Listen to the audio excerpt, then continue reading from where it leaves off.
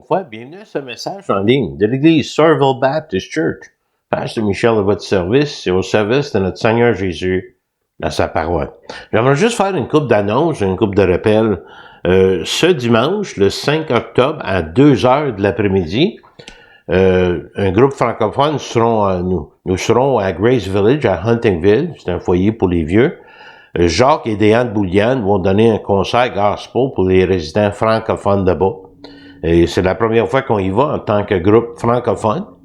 Et on aimerait que vous priez pour ça. Si vous voulez y être avec nous, vous êtes le bienvenu aussi.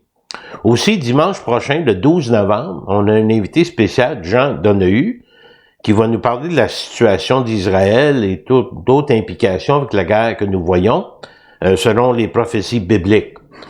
C'est prometteur. J'ai vu Jean faire une présentation de plus de 2 heures, mais lui, il va mettre ça plus précisément en dedans de 45 minutes. Ça va être 9 heures en français, suivi de 10 heures à 11 heures, une question de période de questions. Ensuite, à 11 heures en anglais. Ça fait que je vous invite ici à l'église même, à Sawyerville. Avant de commencer, courbons nos têtes devant le Seigneur. Seigneur Jésus, encore une fois, merci pour ta parole. Merci pour le Saint-Esprit que tu nous as donné, Seigneur, par l'entremise de ton Fils Jésus-Christ. Seigneur, encore une fois, nous allons plonger nos regards, nous allons creuser dans ta parole pour mieux te connaître, mieux te servir, mieux te glorifier. Et Seigneur, on veut louer ton nom, on veut élever le nom de Jésus-Christ. Et merci encore, Seigneur, pour ce que tu vas faire pour nous. Et merci que tu sois en contrôle de tout ce qui se passe dans ce monde. Où les innocents sont morts, Seigneur, tu vas chercher la revanche pour eux. Parce que tu es un Dieu d'amour, mais tu es aussi un Dieu juste. Donc, Seigneur, par la puissance de ton Saint-Esprit, dirige-nous, guide-nous, enseigne-nous, instruis-nous par ta parole. Nous te remercions d'avance pour ce que tu vas faire dans nos cœurs, au nom de Jésus. Amen. Une citation va commencer.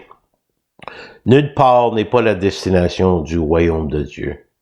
Tout ce qui se passe dans notre monde aujourd'hui, même à travers de la guerre, est pour amener à terme le royaume de Dieu. Et Christ va venir régner sur la terre, et ceux qui l'ont reçu comme sauveur et Seigneur de leur vie seront avec lui.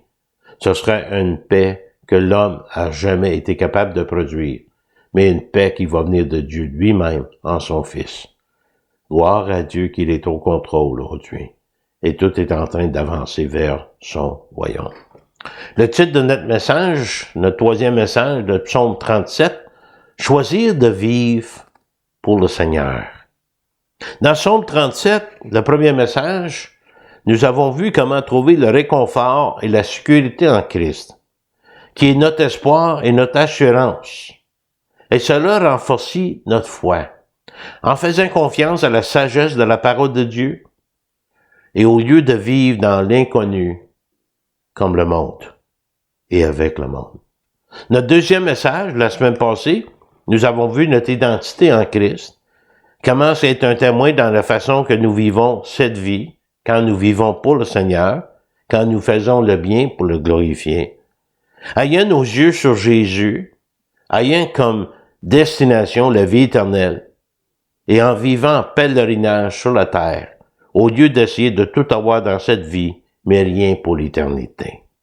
Ce matin, le troisième message du psaume 37, David lance encore un autre appel pour vivre dans la justice du Seigneur, pour considérer les bénédictions, les avantages, en comptant sur la fidélité du Seigneur pour tout ce qu'il se réalise comme il l'a promis.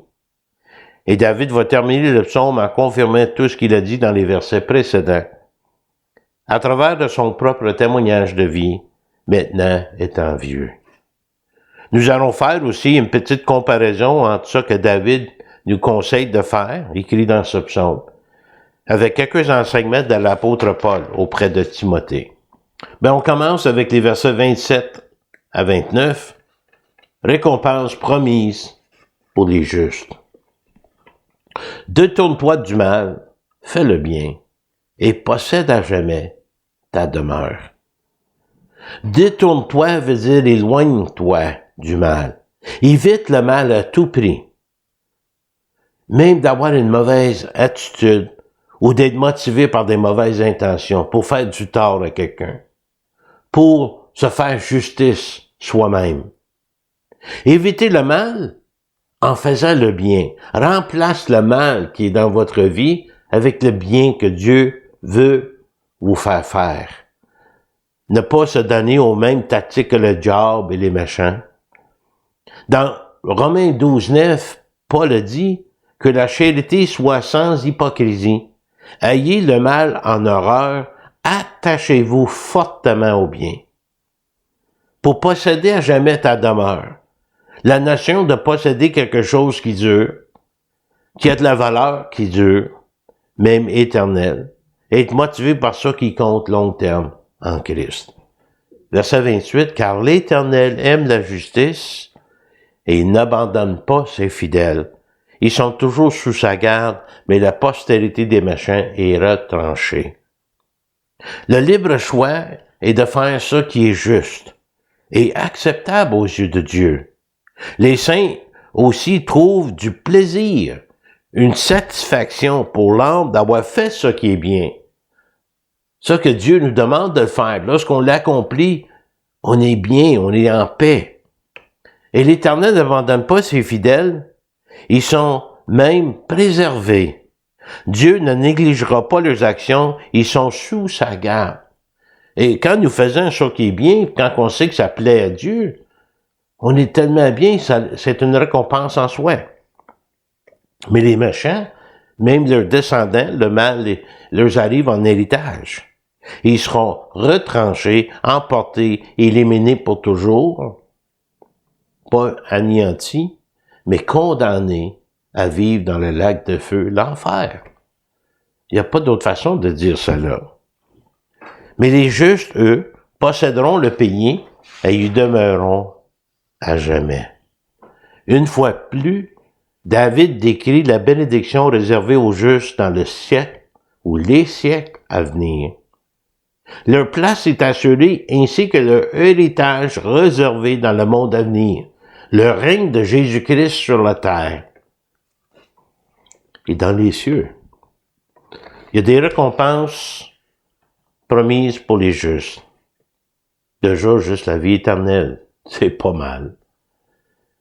Mais Paul, il va expliquer le caractère du juste, qui devrait nous décrire en tant que croyants. La bouche du juste annonce la sagesse, et sa langue proclame la justice. La loi de son Dieu est dans son cœur, et ses pas ne se chancellent point. Sa bouche, tout ce qu'il dit, chaque mot qu'il prononce, proclame la sagesse et la justice de Dieu, venant de la parole de Dieu. Parce que la loi de Dieu est dans son cœur. Il possède et il l'aime. Il chérit la parole de Dieu. Ça, c'est la priorité principale du croyant, c'est d'avoir la parole de Dieu dans son cœur. Pour avoir plus de chances de ne pas faire ce qui est contraire à la vérité de la parole. Et en raison de sa connaissance et sa confiance dans la parole de Dieu, ses pas sont solides et résolus, sous la garde de l'Éternel. Et nous savons que la parole de Dieu est un élément crucial dans sa relation avec Dieu. Même il y a une prophétie dans Jérémie 31, 33. Mais voici l'alliance que je ferai avec la maison d'Israël après ces jours-là, les jours difficiles, dit l'Éternel. Je mettrai ma loi au-dedans d'eux. J'écrirai dans leur cœur, et je serai leur Dieu, et ils seront mon peuple. La parole est au centre de tout ça. Qu'est-ce que Paul avait dit concernant la parole? Mais il a prêché la parole. Il a prononcé, il a déclaré la parole, sans gêne. Mais surtout, Paul a vécu la parole de Dieu. Dans 2 Timothée 2, 1 et 2, « Toi donc, mon enfant, son protégé Timothée, fortifie-toi dans la grâce qui est en Jésus-Christ, d'abord. Et ça que tu as entendu de moi, en présence de beaucoup de témoins, confie-le à des hommes fidèles qui soient capables de l'enseigner aussi à d'autres. » La parole de Dieu, depuis le début, est transmise Moïse il a écrit les 5 premiers livres, le Pentateuque de la Bible, donc l'histoire d'Israël, et nous avons la parole qui nous a été transmise, le Nouveau Testament qui a été écrit de la plupart des apôtres, mais des disciples de Christ, des apôtres de Christ, nous a été transmis, l'Apocalypse nous a été transmis par l'apôtre Jean, et c'est important que nous ayons la parole de Dieu, sinon on sera dans l'inconnu. On ne pourra pas savoir qu'est-ce que Dieu est en train de faire. Donc le caractère du juste a la parole de Dieu au centre de sa vie, et il en parle. J'ai point honte de l'Évangile, dit Paul. Donc, le caractère du juste. Mais David nous rappelle aussi le caractère du méchant. Et encore une fois, David décrit la voie des méchants. Le méchant surveille le juste, il paye le juste et il cherche à le faire mourir. Il observe le juste secrètement et intentionnellement. Vous vous souvenez comment est-ce qu'on a essayé de piéger Jésus avec des questions, essayer de piéger avec sa réponse pour ensuite l'accuser? Mais les autres, ils veulent le faire mourir, pas juste mettre une fin au juste, ils veulent le faire mourir.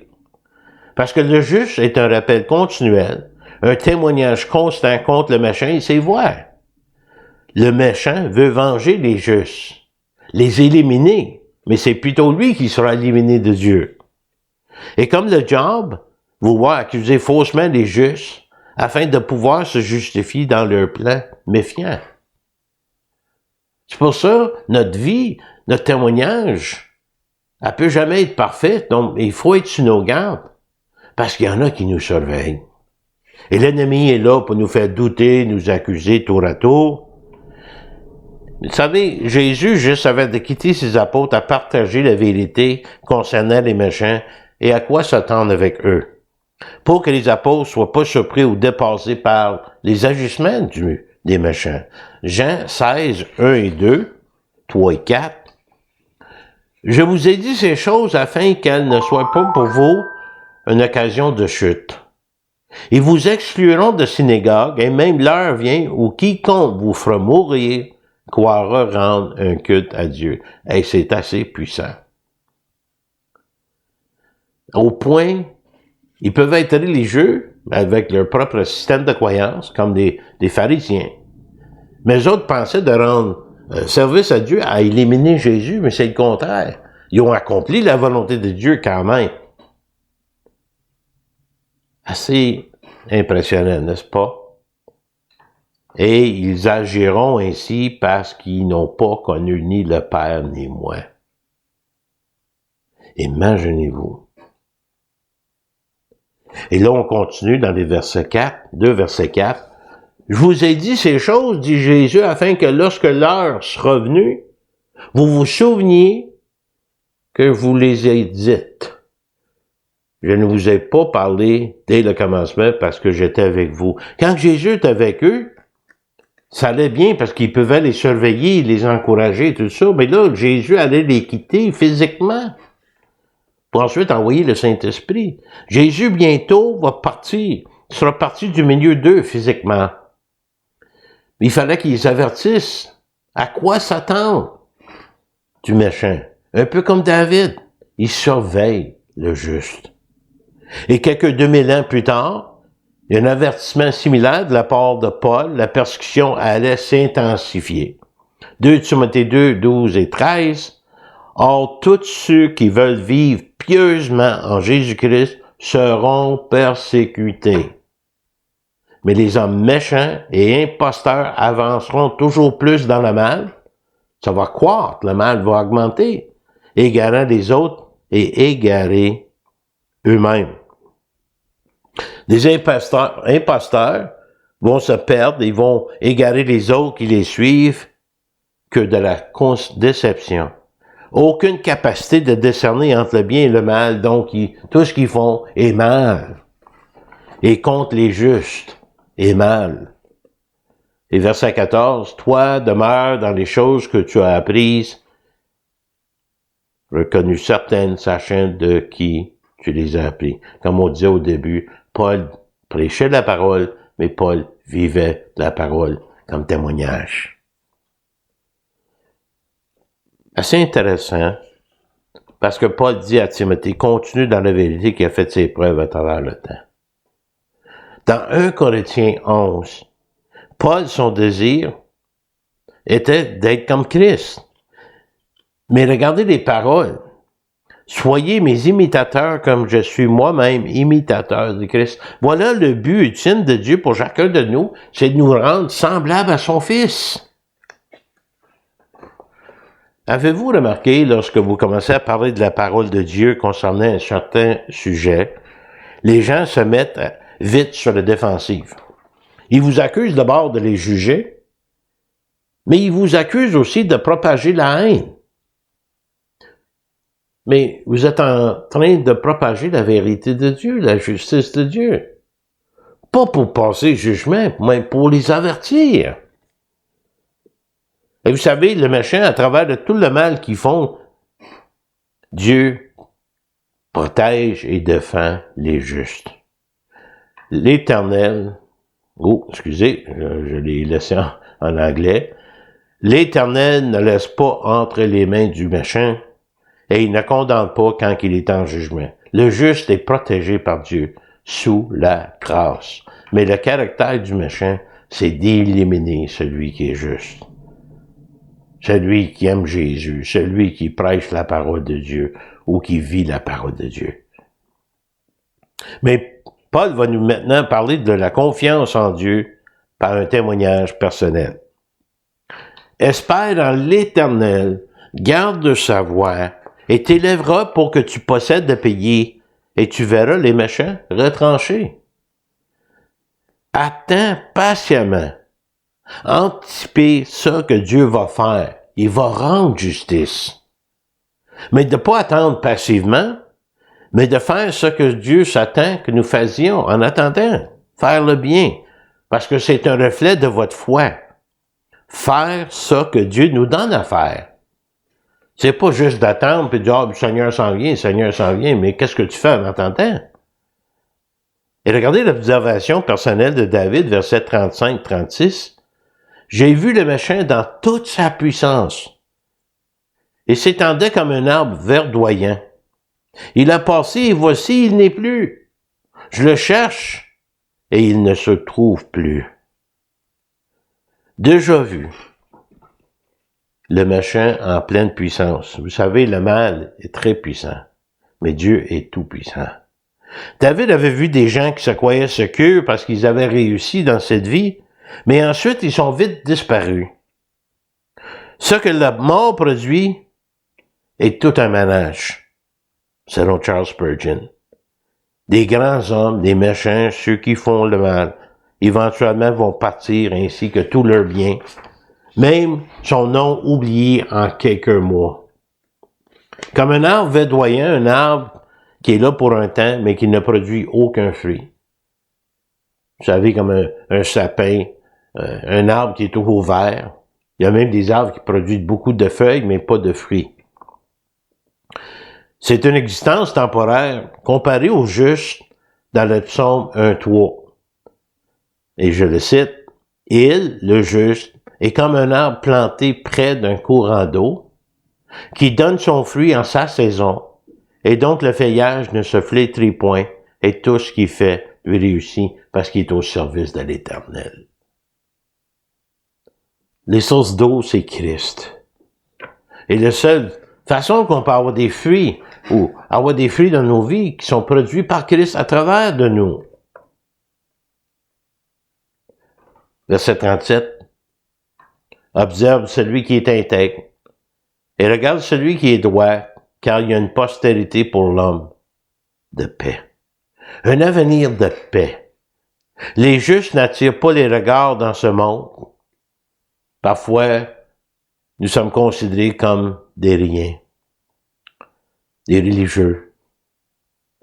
Mais le monde semble plus intéressé dans ceux qui font le mal et qui réussissent. Bizarre, hein? Parce qu'eux-mêmes font le mal. Mais les rebelles sont tous anéantis. La postérité des méchants est retranchée.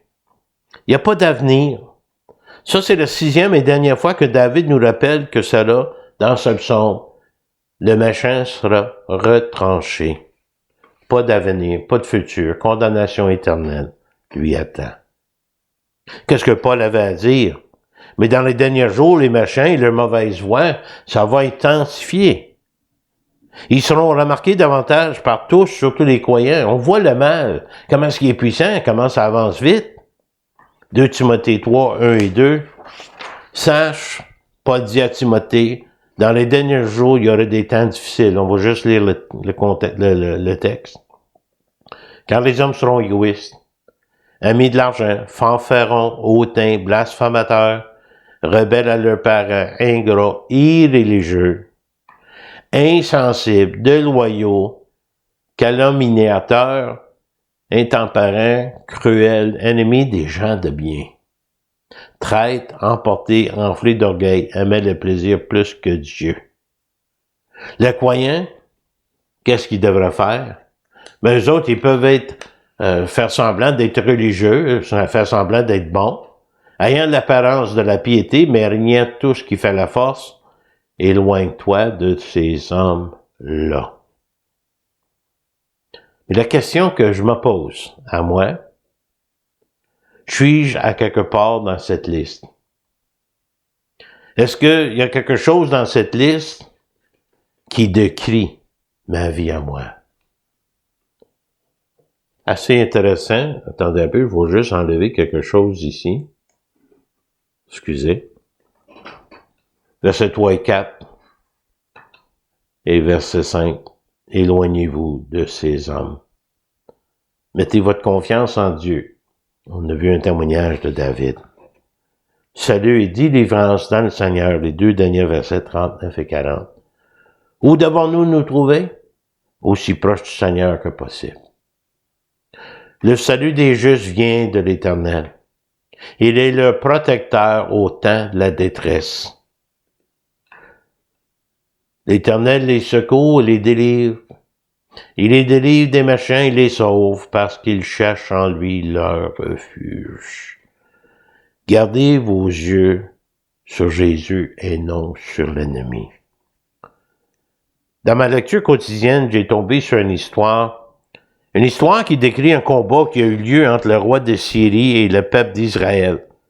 Et ça qui est décrit dans cette histoire nous donne une bonne idée de ce qui se passe dans un combat spirituel. Où sont nos yeux ce matin? Surtout le mal que le monde font dans le monde ou sur notre Seigneur qui va nous délivrer. 2 Rois 6, 14. Il, le roi de Syrie, il envoya des chevaux, des chars et une forte troupe qui arrivèrent de nuit et qui enveloppèrent la ville de Jérusalem.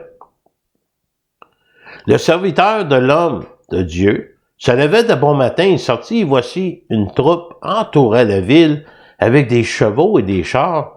Et le serviteur dit à l'homme de Dieu, Élisée, qui était le prophète après Élie, et le serviteur dit à l'homme de Dieu, « Ah, mon Seigneur, comment ferons-nous? » Ce que le serviteur voyait avec ses yeux humains, il était dépassé par le nombre des ennemis. Qu'est-ce qu'il voyait? C'était une défaite assurée. Mais Élisée, rassure son serviteur. Ensuite, il prie à Dieu. C'est drôle, hein? Il prie pas à Dieu pour ensuite rassurer. Il le rassure, puis ensuite il prie Dieu. Il demande Dieu d'intervenir. Et il répondit, « Ne crains point, car ceux qui sont avec nous sont en plus grand nombre que ceux qui sont avec eux. » Mais le serviteur ne les voyait pas. Quelle histoire de foi! Élisée demande à Dieu de rendre les Syriens aveugles. Ils sont ensuite capturés. Après qu'ils regagnent leur vue, le roi d'Israël demande s'il devrait les tuer par la suite. Et il demande à Élisée s'il devrait les tuer, mais Élisée suggère autre chose. Juste pour vous dire, celui qui est en vous, Jésus-Christ, est plus fort que celui qui est dans le monde, Satan. Soyez rassurés de ça. C'est pas à comparer. Mais même dans cette histoire, nous voyons le principe biblique de faire du bien à ses ennemis, parce qu'il ne s'attend pas à cela. C'est pas la revanche non plus. Bon, d'abord, il pria, l'Éternel ouvre ses yeux pour qu'il voie. L'Éternel ouvrit les yeux du serviteur, qui vit la montagne pleine de chevaux et de chars de feu autour d'Élisée. Il a ouvert les yeux de son peuple, mais il a fermé les yeux des soldats de Syrie. Intéressant. Et le roi d'Israël fit servir un grand repas, et ils mangèrent et burent, les ennemis. Puis il les renvoya, et puis ils allèrent vers leur maître, et les troupes des Syriens ne revenirent plus sur le territoire d'Israël. Ils ont appris leur leçon, que l'Éternel était là. Ainsi son armée à lui. Donc le salut et la délivrance du Seigneur.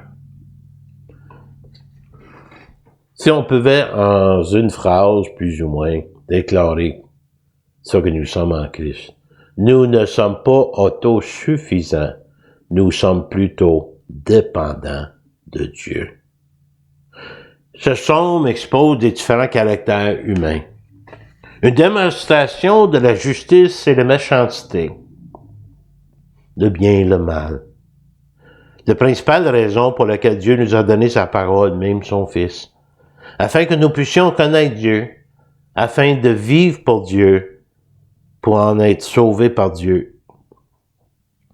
Vivre avec la justice que nous avons reçue en Christ et de laisser Christ vivre à travers de chacun de nous. La vie de chaque homme, aujourd'hui, sur cette planète, est soit une manifestation comme quelqu'un qui aime Dieu, qui appartient à Dieu, ou quelqu'un qui rejette et ignore Dieu, qui appartient au diable. La vie intellectuelle, la poursuite des choses spirituelles, c'est soit une vie de connaissance ou une vie d'ignorance. Une vie de sagesse ou une vie de folie. Un futur prometteur avec Dieu ou une fin sans espoir retranchée de Dieu. La vie morale, c'est de vivre pour Dieu. L'obéissance ou désobéissance aux lois morales de Dieu. Vivre une vie d'obéissance en faisant le bien est une vie de paix et de bénédiction. Vivre une vie de désobéissance en faisant le mal est une vie de honte et de misère. Le résultat final, c'est une question de vie ou de mort. Les justes reçoivent la paix intérieure. Ils trouvent confiance et repos en Dieu, non seulement la paix dans la vie, mais la paix dans la mort. Vous savez, nos traits physiques se transmettent à nos enfants de façon héréditaire. Parfois à nos petits-enfants. Mais le juste ne peut pas transmettre son salut aux siens. Chacun doit prendre une décision au niveau personnel. Mais le juste peut communiquer sa droiture à sa famille par son exemple, son influence et ses enseignements, chose que Paul a faite avec Timothée. Mais vous savez, notre exemple, parfois c'est bien, mais parfois c'est mal. Parce que nos vies, avant de connaître le Christ, peut être une mauvaise influence pour nos enfants. Donc, nous devons rattraper du temps perdu. Admettre nos erreurs, les choses qu'on a faites, dont on a honte, qu'on a confessées, puis on a donné au Seigneur. Mon ami, quelle raison pour nous de vivre une vie chrétienne pure et noble. Ne sera-tu pas agréable d'entendre des gens dire la bonté leur coule dans les veines. Ils aiment le Seigneur. En considérant ça que David a écrit dans ce psaume, ce sont des conseils bibliques solides de comment persévérer dans notre marche de la foi. Tout à fait approprié à l'époque dans laquelle nous vivons aujourd'hui. David, dans ce psaume, comme l'apôtre Paul, lorsqu'il écrivait sur la façon de bien terminer la course. Et on va terminer avec Hébreux 12, 1 à 3. Paul qui parle à Timothée, « Nous donc aussi, puisque nous sommes environnés d'un si grand nuée de témoins, ceux qui sont croyants comme nous, mais les méchants aussi. Rejetons tout fardeau et le péché qui nous enveloppe si facilement, le mal, débarrassons-nous, ayons le mal en horreur. Le péché qui nous enveloppe si facilement et courons avec persévérance dans la carrière qui nous est ouverte. Ayant les regards sur Jésus, le chef et le consommateur de la foi, qui, en vue de la joie qui lui était réservée, quand il savait d'avance qui allait être sauvé par sa rédemption à la croix, ça qui lui était réservé a souffert la croix, méprisé l'ignominie, et s'est assis à la droite du trône de Dieu. Il voyait ceux qui seraient sauvés par son sacrifice. Et considérez en effet celui qui a supporté contre sa personne une telle opposition de la part des pécheurs, afin que vous ne vous lassiez point l'âme découragée. On regarde le monde aujourd'hui et on dirait que le mal est en train d'emporter la victoire. Mais on voit pas côté spirituel. Oui, il y a une guerre. Il y a une guerre physique un peu partout dans le monde. Mais ça a été annoncé dans Matthieu. Il y aurait des guerres, des bruits de guerre. Mais il y a aussi une guerre spirituelle. Mais nous en sommes victorieux à cause de Jésus-Christ, notre Seigneur et notre Sauveur.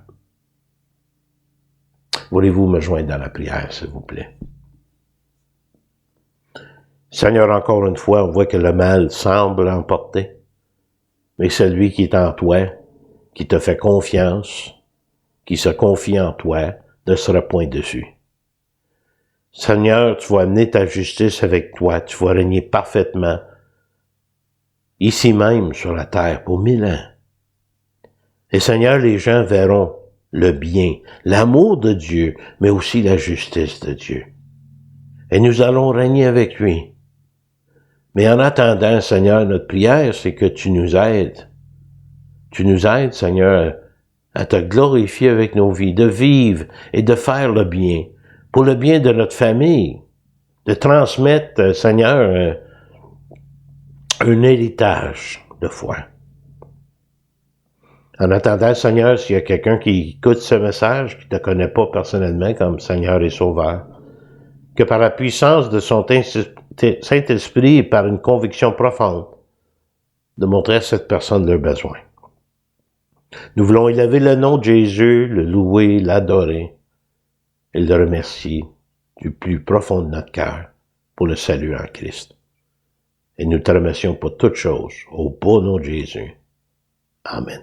Vous pouvez me contacter ici à l'église Somerville Baptist Church, 819-889-2819, ou mon courriel, c'est mihoule, @netrevolution.com. Vous avez des requêtes de prière, peut-être vous voulez poser des questions, peut-être vous avez des réponses, quelque chose que vous aimeriez partager avec moi, des commentaires, tout est important pour moi. Donc, contactez-moi, puis si on ne se connaît pas, on pourrait se connaître davantage. Et je vous invite toujours ici à l'église, sur la rue Cookshire, à Sawyerville, les dimanches matins, 9h en français, 11h en anglais. En attendant, j'aimerais vous remercier pour votre fidélité d'écoute. Que le Seigneur vous bénisse, qu'il vous garde. À la prochaine fois, puis en attendant, gardons nos yeux sur le Seigneur Jésus.